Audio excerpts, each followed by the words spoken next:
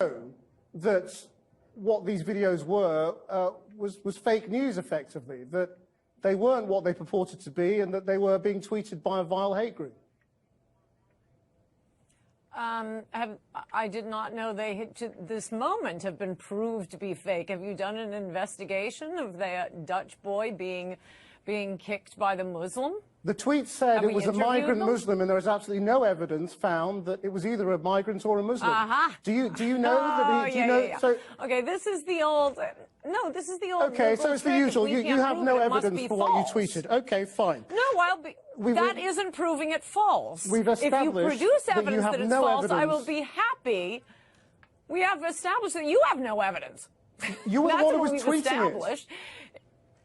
Well, if it's false, I'll say that it's false. But you can't just say, oh, you haven't proved it, therefore it's false. Well, if only you had a multi-million-dollar news investigation bureau behind you, and maybe you could find out.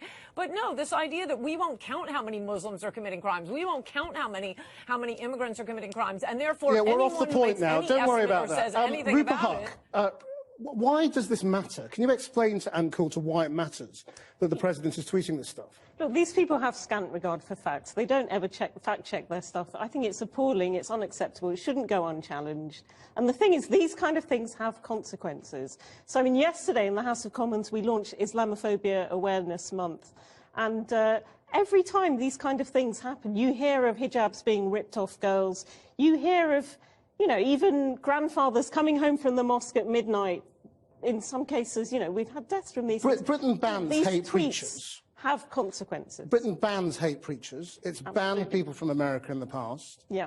Should Donald Trump be allowed here?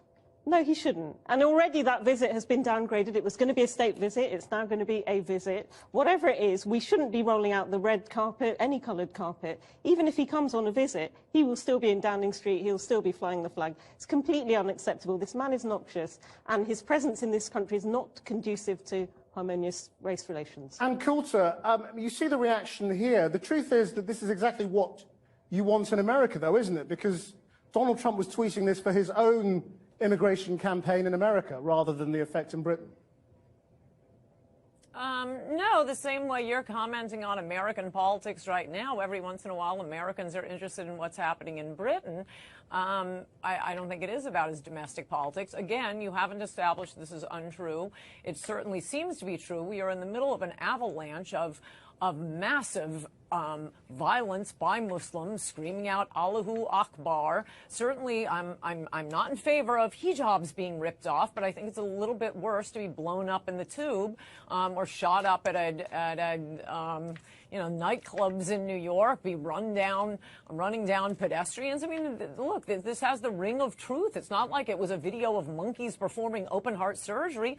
You have no evidence that it's untrue. This is how the internet works. It sounds People true. It has the ring of truth. They send things out. This is extraordinary. I mean, it's like hearing the White House spokesperson saying it doesn't really matter whether the videos are true. Comical alley. I think we've got comical alley here. No, I'm not saying that. No, I'm not saying that. Your entire premise for this discussion is it must be false. Well, we have no evidence that it's false. I saw the video. You saw the video. Why don't you find the two of them and prove it's false instead of having an entire discussion just assuming it's false? The interview with the Dutch website who uploaded the video. They looked into it. The police looked into the incident. There was absolutely no evidence he was either a Muslim or a migrant. You're just making this stuff up. And now you're standing by it because you can't back up anything that you tweeted. Rotherham police looked into the Pakistani rape gangs, like the MPs. Well, this is what you always do. You always change the subject into something else. We're not talking about that. We're talking about what you tweeted. I'm not changing the subject. We are living in a world where the media, police chiefs, the government lie to us about this epidemic of Muslim violence. So, yeah, you have to rely on other sources. Line of questioning about public investment in research and development. I guess you would say that this is. Would it be correct, Dr. Kesselheim, to characterize the NIH money that is being used in development and research as an early investment? Yes. So the public is acting as an early investor in the production of these drugs. Is the public receiving any sort of direct return on that investment from the highly profitable drugs that are developed from that research? No, in most cases, there isn't. When those products are eventually handed off to a for-profit company, there aren't licensing deals that bring money back into the coffers of the NIH. That usually doesn't happen. So the public is acting as an early investor, putting tons of money in the development of drugs that then become privatized, and then they receive no return on the investment that they have made. Right. Dr. Anderson, I have a question. Since you study comparative insurance systems, are there models where the public does receive returns on investments in other insurance models across the world? There are a few, but they're relatively uncommon. Mm-hmm. And how does that tend to work? So essentially, if the places at the UK or someplace like that have invested money in it, they will get some rate of return on those investments. But again, it's relatively uncommon. Mm-hmm. I also have one question for Dr. Georges, and please stop me if I'm going out of the scope of your expertise. As a nurse, in your experience as a nurse, do you have knowledge of the VA? In general knowledge of the VA and how the VA works? Some knowledge. And in your experience, is the VA as a public-owned and operated operation, rather, are the drug prices in the VA lower or higher or the same? Well, that I as what we can't see in speak to. I general? don't have that kind of knowledge. They tend to be much lower So than in other places in the So they tend about 31% lower than what Medicare pays. So the VA tends to be lower. And can you explain why, anyone on the panel, why that is? So, well, in part because the VA gets some automatic statutory rebates based on the drugs that it buys, but also because the VA negotiates on behalf of all of the members of the VA and is able to use its marketing power to try to negotiate that. And also because it takes a very thoughtful approach to developing its formulary and can use inclusion on its formulary as another way of trying to negotiate a fair price for the product. So you would say, and am I correct in saying that the VA is using collective bargaining power in the market to lower the price of drugs as a counter to some of the for-profit or profit motive upward pressures on the cost of pharmaceuticals? Right. Yes. Okay, great. And I guess one last question in my remaining time. If you all could ask us, to act as members of Congress and do one thing, one action, what would that action be?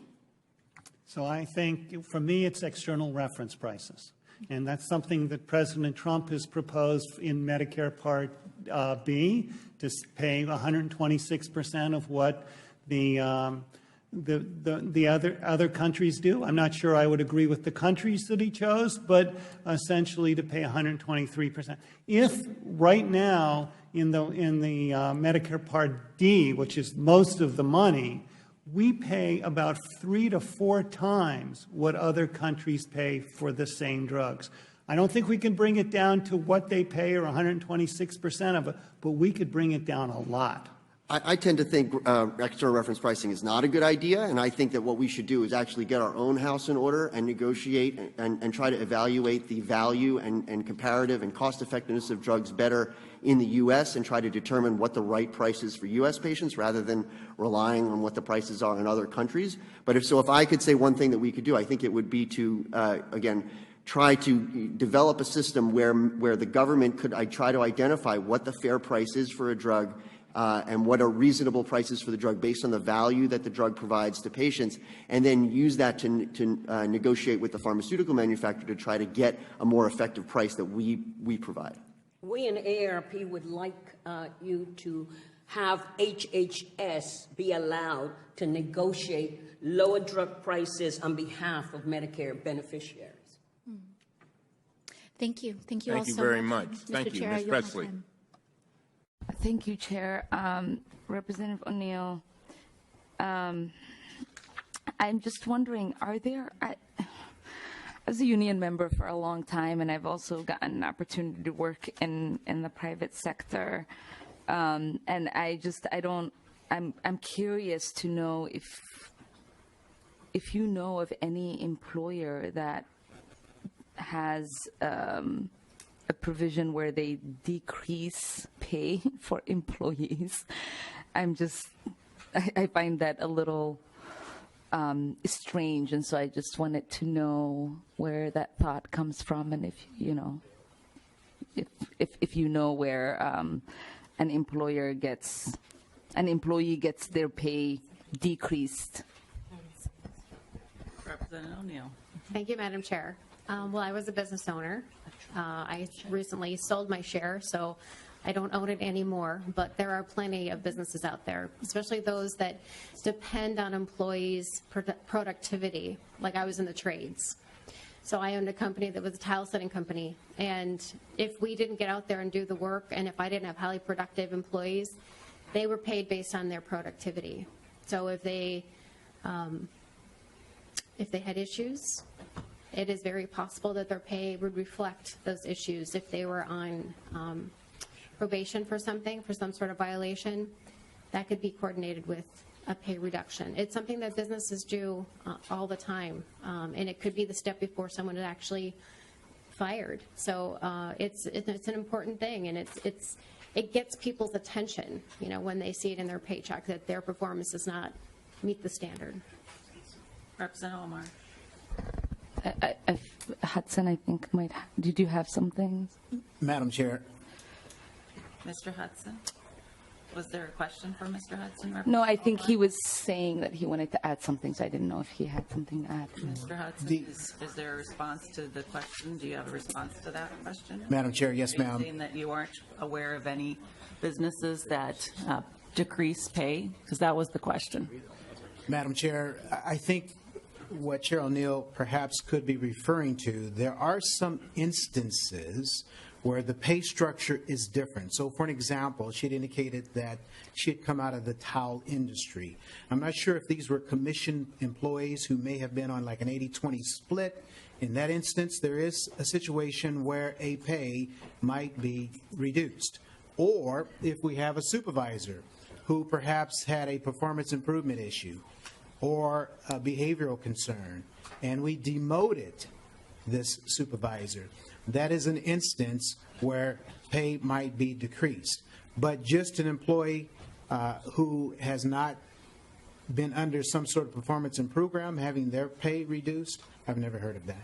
Well, Mr. Hudson, I think Representative Neal knows exactly what she says. And I think we've had a little conversation back here when the question was asked. I know Representative Uglem, do you want to speak to that point? Thank you, Madam Chair. Representative Omar, if you happen to be a salesman in this world, and you can be selling cars, you could be selling siding, you could be selling just about anything, and you are paid on commission. So if you don't sell anything, you don't make anything. So you can have good years, you can have bad years. Probably really one of the best examples is a real estate agent. So it's the idea that people can make less money year to year, not to mention all the bonus situations that are out there in industry.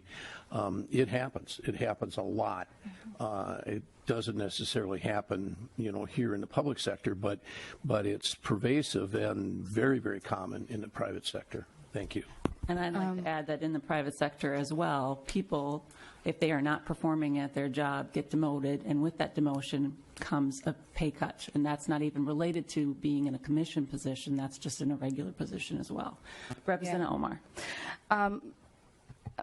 I think a commissioned position is very different than what we are discussing today. Representative Omar, I mentioned the fact that it's not just limited to commission. It's also for anybody that is demoted.